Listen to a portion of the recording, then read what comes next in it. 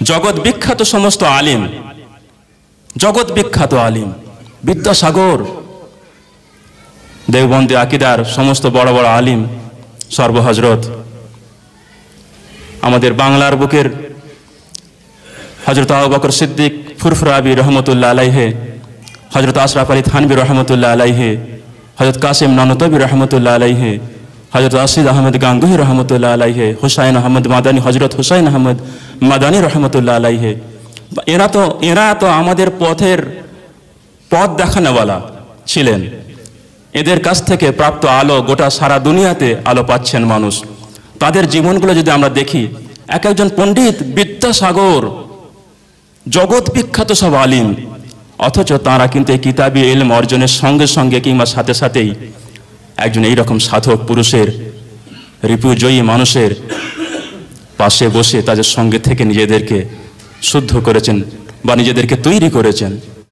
সমস্ত প্রশংসা, যাবতীয় গুণগান সেই মহান রব্বুল আলামিন আল্লাহ পাকের জন্য, যিনি অত্যন্ত দয়া করে এবং ভালোবেসে আমাদেরকে এমন একটা পুত পবিত্র মজলিসে আসার, বসার এবং জ্ঞানীজন গুণীজন তাদের কথা শোনার তৌফিক দান করেছেন। আমরা বলি আলহামদুলিল্লাহ। এবং মহান বিশ্বনবী ও শেষ নবী হযরত মুহাম্মদুর রাসূলুল্লাহ সাল্লাল্লাহু আলাইহি ওয়াসাল্লামের প্রতি বর্ষিত হোক অসংখ্য অগণিত দরুদ ও সালাম অনন্তকাল যাবৎ।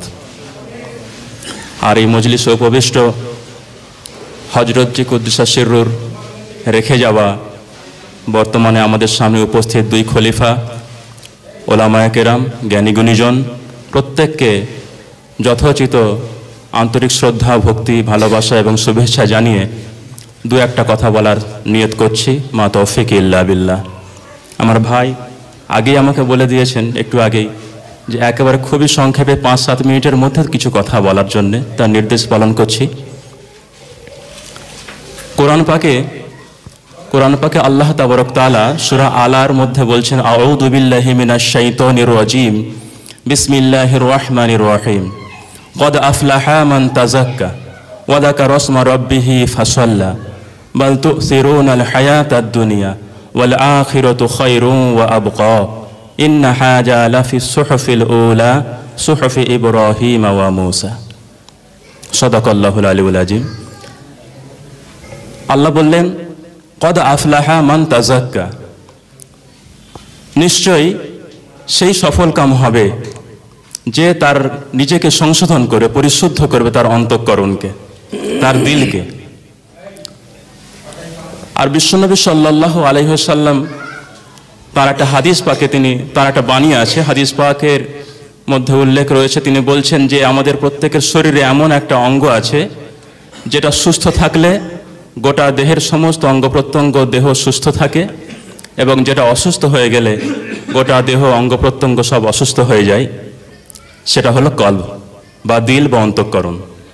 এই হাদিস পাক এবং কোরআন পাক থেকে দুটোকে যদি এক জায়গায় আমরা রেখে একটু ভাবি, তাহলে আমরা দেখতে পাচ্ছি একজন মানুষের জীবনের পরিপূর্ণ সফলতা নির্ভর করছে এই দিল বা অন্তঃকরণ পরিশুদ্ধ করার মাধ্যমে। এখন এই দিল বা অন্তঃকরণ পরিশুদ্ধ করার অনেক যাবতীয় ফর্মুলা, প্রসেস, পদ্ধতি কিতাবাদির মধ্যে কিন্তু অনেক লিখিত আছে, প্রচুর কিতাবও আছে। আমাদের সমাজের এক শ্রেণীর মানুষ আমরা যদি মনে করি যে এই সমস্ত লিখিত কিতাবপত্র থেকে যা ফর্মুলা দেওয়া আছে, যা আমাদের প্রসেস বলা আছে, এগুলো পড়ে নিলেই তো আমরা আমাদের দিলটাকে, অন্তঃকরণকে পরিশুদ্ধ করে নিতে পারবো। যদি কেউ কোথাও পেয়ে থাকেন আলহামদুলিল্লাহ, সেটা কিন্তু নীতি বিরুদ্ধ, সেটা ব্যতিক্রমী ঘটনা। আসলে কিতাব থেকে পড়াশোনা করেই সমস্তটা অর্জন করা সম্ভব হয় না।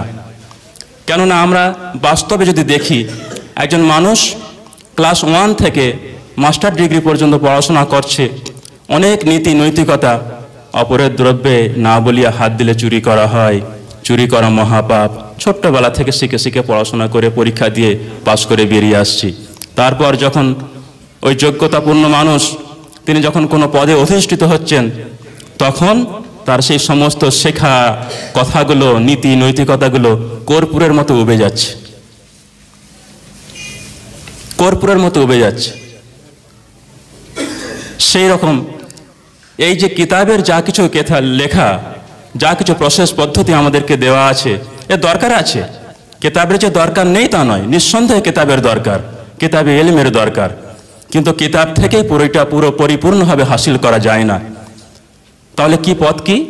ওই সেই কোরআন পাকের ফর্মুলা, অকুনু মা সাদিকিন, একেবারে খাঁটি, হকপরস্ত, অকপট, খোদা প্রেমী এবং খোদা ভীরু, যারা সাধনা সংগ্রাম করে নিজেদের দিল তথা অন্তঃকরণকে পরিশুদ্ধ করেছেন, নফসকে কন্ট্রোল বশীভূত করেছেন, এবং কারো আন্ডারে থেকে তারাও সেই রকম সাধক পুরুষের সহচর্যে সান্নিধ্যে বসে থেকে তার হৃদয় থেকে প্রাপ্ত নূরকে, ফয়েজকে একটু একটু একটু একটু করে আমরা যদি আমাদের মধ্যে আনতে পারি, এটাই হলো পথ। আর আজকের এই যে মজলিস, এটা কোনো জলসার মজলিস নয়, আপনারা জানেন, বুঝতেও পাচ্ছেন। এই পীর মাশায়েখের মজলিস। এই মজলিসের উদ্দেশ্য এটা যে মানুষকে এই কথাটা জানিয়ে দেওয়া। এটা একটা দাওয়াত। ইসলাম ধর্ম যেমন কারোর উপরে চাপিয়ে দেওয়া যায় না, তেমনি ধর্মীয় কোনো মত পথকেও কারোর উপরে চাপিয়ে দেওয়া যাবে না। তবে আমি যে মত পথ থেকে লাভ পেয়েছি, ফায়দা পেয়েছি, সেই লাভ পেয়েছি, ফায়দা পেয়েছি, উপকার পাচ্ছি, আমি আমার প্রিয়জনকে, আমার বন্ধু বান্ধবকে সেই কথাটা জানিয়ে দিতে পারি, একটা আবেদন রাখতে পারি, ভাই আপনি এই পথে আসুন, দেখুন কেমন মজা পাবেন, কেমন লাভ পাবেন, কেমন ফায়দা পাবেন। জগৎ বিখ্যাত সমস্ত আলিম, জগৎ বিখ্যাত আলিম, বিদ্যাসাগর, দেওবন্দি আকিদার সমস্ত বড় বড় আলিম, সর্বহজরত, আমাদের বাংলার বুকের হজরত আবু বকর সিদ্দিক ফুরফুরাবি রহমতুল্লাহ আলাইহে, হজরত আশরাফ আলী থানবী রহমতুল্লাহ আলাইহে, হজরত কাসিম নানতবী রহমতুল্লাহ আলাইহে, হজরত আসিদ আহমদ গাঙ্গুহি রহমতুল্লাহ আলাইহে, হুসাইন আহমদ মাদানী, হজরত হুসাইন আহমদ মাদানী রহমতুল্লাহ আলাইহে, এরা তো আমাদের পথ দেখানোওয়ালা ছিলেন। এদের কাছ থেকে প্রাপ্ত আলো গোটা সারা দুনিয়াতে আলো পাচ্ছেন মানুষ।